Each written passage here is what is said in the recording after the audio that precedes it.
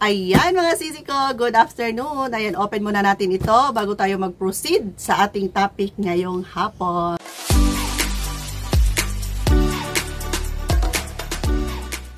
Hello mga sisi, ako natawa sa sarili ko, no?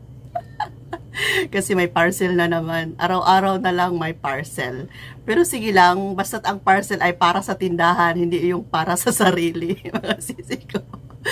Okay, so, alam nyo ba, bagyo ngayon sa ibang lugar, kaya mag-ingat po ang mga kasari natin na naaapektuhan ng baha ngayon. Grabe yung mga balita ngayon sa ibang lugar, mga sisi ko, ang taas ng tubig. Pero dito sa amin, napakainit. Kaya kain muna tayo ng ice cream, mga sisi ko, para malamigan yung utak natin. Kagabi to, gi-open ni Kling, tapos may sobra. Ayan. Kain tayo. Kung sinong makarelate na may parcel araw-araw, mga kasari, comment down below kayo. Na-addict na sa kabibili ng ng item sa Shopee. Ayan, basta makabili lang ng mura, go, diba mga sisi ko? Kailangan ka itong buksan para ma-display at may bibili at makabenta tayo. Ayan, kasi pag hindi ko to siya mabuksan, hindi ko ma-vlog sa inyo, hindi ko siya ma-display, kaya buksan natin at i-share ko na sa inyo kung ano na naman ang laman nito mga sisi ko. Ang pag-usapan pala natin ngayon ay habang ako papakita sa inyo, ay may nagtanong kung nagpapautang ba daw kami. So may mga vlog na ako before mga sisi ko, big no credit na talaga dito sa aming tindahan. Since 2010 na si Kuya Dave ay nag-stop na mag-work, dito na siya, 2010, no credit na talaga dito sa aming tindahan. And so, hindi naman talaga masasabing as in no credit na talaga. Meron naman siguro isa lang. Yan lang dito sa aming tindahan. Hindi katulad noon na meron kaming napakakapal na listahan talaga. Nagagalit si Kuya Dave sa akin noon kasi ako yung nagbantay dito. Galit siya sa akin kasi nga ang kapal ng listahan. Busy buong araw pero kunti lang yung benta. Busy pala sa nangungutang. Hindi pala busy dahil may bumibili tapos malaki yung benta mo. Kaya sabi ni Kuya Dave, hindi na maganda to. Kaya itigil na natin ang utang dito sa tindahan namin. So, masaya na rin ako kasi nga ilang years na, 'di ba? 2010, 2025 na ngayon. So, 15 years nang no credit talaga sa aming tindahan. Kaya minsan pag magba-vlog ako na matumal, okay lang naman, at least kahit paano matumal man siya, nakikita ko pa rin yung mga item ko andito pa rin sa loob ng aming tindahan yung mga stock ko. Kasi nga matumal pa, uutangin pa. Naku, malaking problema yan mga kasari. Pero bago tayo magpatuloy, share ko muna sa inyo yung pinamili ko. Ibang item dito mga sisi ko ay benta, yung iba ay personal use namin. Na natin. Ano na naman kaya ito, Ate Rose? Lang. First item ay ang Yupuki. Ay, masarap itong mga sisi ko. Ayun, oh. Yupuki. So, lahat ng to ay sa SNR. So, kung malayo tayo sa SNR mga sisi ko, ay pwede tayong bumili sa Shopee. Same lang naman yung price. Tapos, wala pang registration, diba? Kasi, pag bibili daw sa SNR, may registration. Pero dito sa Shopee, no need nang magpa-register. Kung gusto nyo ng mga bultuhang mga item, yung malalaking mga item na pinapakita ko sa inyo, like mga balde, mga powder na isang balde, mga malalaking item, ayan, go sa SNR. Pero pang benta, meron namang mabili doon, pero more sa SNR ay pang family use mga sisi ko. So ito, may order ako dito na pwede ko siyang ibenta, pero itong iba ay personal use ko.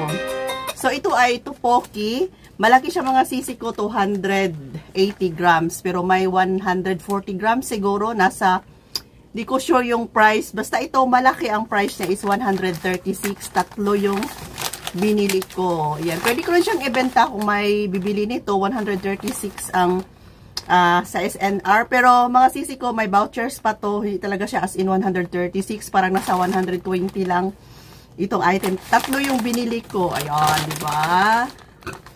Pero may maliliit dito. Sa Korean store tayo bibili. Sa Shopee pa rin. Ayan, tatlo to. Malayo kasi kami sa SNR. Mag-open soon pa. Sa December daw, 2026. Malayo pa. Ayan, tatlo yon. And check natin yung mga item. Tapos ito, Perero. Pepero para. Perero. Tapos ang laman nito ay 8 pieces. Buksan natin. Pwede siyang ibenta. Ayan, pangbenta talaga to. O, diba? Kaya lang, no, ano yung box na deform. Ayan, kung hindi ito siya mabenta, isa bunganga mapunta, kainin na lang. Pero try ko tong i-display. Ayan, Perero imported. Ayan, imported naman to. So, 8 ang laman sa isang box. Nagkakahalaga ng 366. Pero ang bili ko nito nasa parang 40 lang yata ang isa. Next item ay ito, Bernel. Malaking Bernel. Ang price nito is 276. Ano to mga sisi ko? Fabric conditioner na Bernel. Ayan o. Kasi naubusan na ako ng Downy. Kaya, ito yung binili ko. Bernel na lang. Try ko to. Patagal na akong nakagamit nito. Parang wala na din ito sa supermarket dito sa amin ba. Ang laman nito ay, ano ba ito kalaki? Malaki siya mga sisi ko. 1.8 liters. Hindi ko na lang alisin lahat. Oh. 1.8 liters, 276. Ayan, di ba? Next item ay, para ano pala to? Pang personal namin to. Dito pang benta. Ayan. Mandarin orange. Ang price nito, 133. Ayan.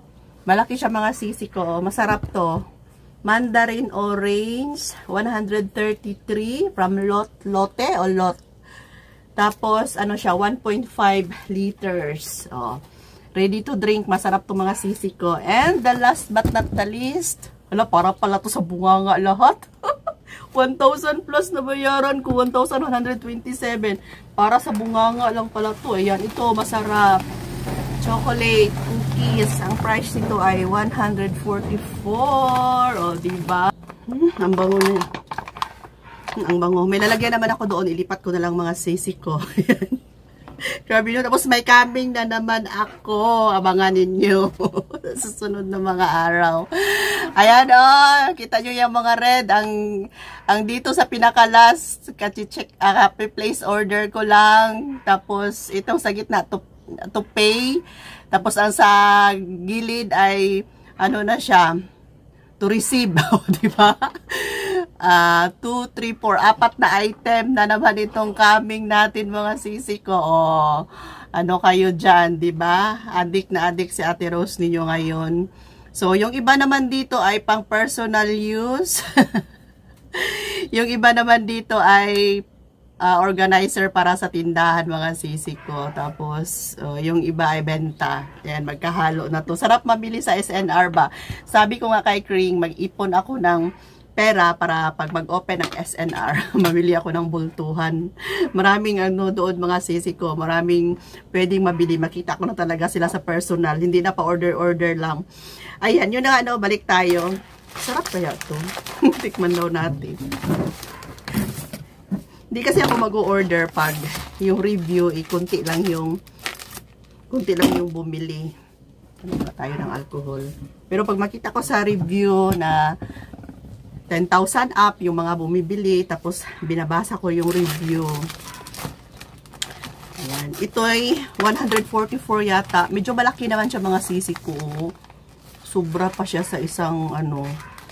Malaki siya. Tapos, sabi nila, hindi daw to masarap, hindi daw to matamis. Ayan, sabi nila, hindi daw to matamis masyado. So, ganito, durog nga lang. Pero, sige lang, durugin pa naman din natin ito sa ating bunganga. Sabi nila, masarap daw. Dark chocolate and hazelnuts cookies.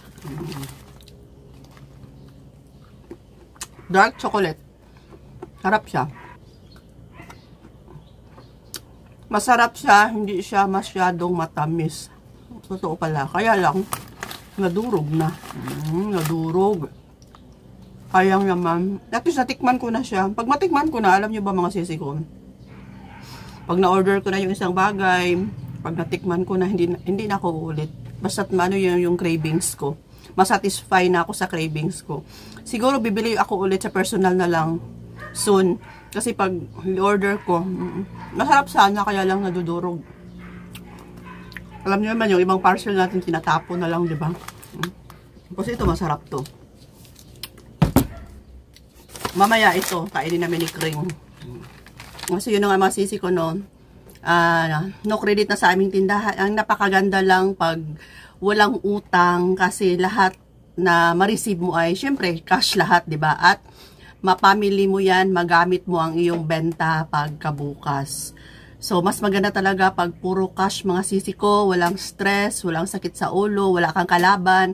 Kasi pag may utang, tapos sisingilin mo, hindi magbayad, nagtatago, yun yung resulta na magkaroon tayo ng kaaway. Hindi man tayo nangangaway sa kanila, pero tayo ang aawayin para ma-quits yung utang nila. Okay, so hanggang dito na lang muna yung aking vlog for today at sisilipin ko kung ano yung kumakalabog doon na side sa may rep ba.